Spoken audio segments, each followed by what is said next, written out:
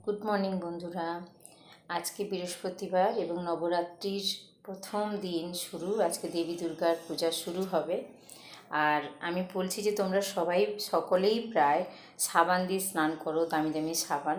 যতই দামি সাবান হোক না কেন, তাতে কিন্তু কেমিক্যাল থাকে।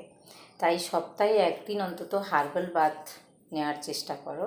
তাতে কী হবে, স্কিন ইনফেকশান থেকে রক্ষা পাবে, ইচিং হবে না, সানবার্ন থেকে রক্ষা পাবে এবং স্কিন চকচক ঝকঝক করবে, ঠিক আমার মতো। এবার হার্বাল বাথ করার জন্য কী দিয়ে বানাবে?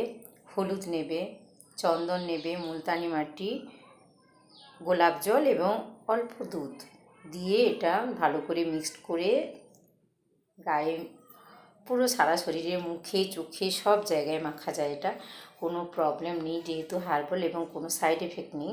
মেখে 10 মিনিট রেখে তারপরে স্নান করে নাও। নো সাবান, নো ফেস ওয়াশ। দেখো স্কিন কেমন ঝকঝক করে। এবং স্পেশালি যদি বৃহস্পতিবার দিন করো, তাতে সংসারের অনেক মঙ্গল হবে। কারণ বৃহস্পতিবার হলুদ খাওয়া, হলুদ মাখা, হলুদ দান করা সংসারের পক্ষে খুবই উপকারী। Thank you, bye bye. ভালো লাগলে শেয়ার করবে অবশ্যই।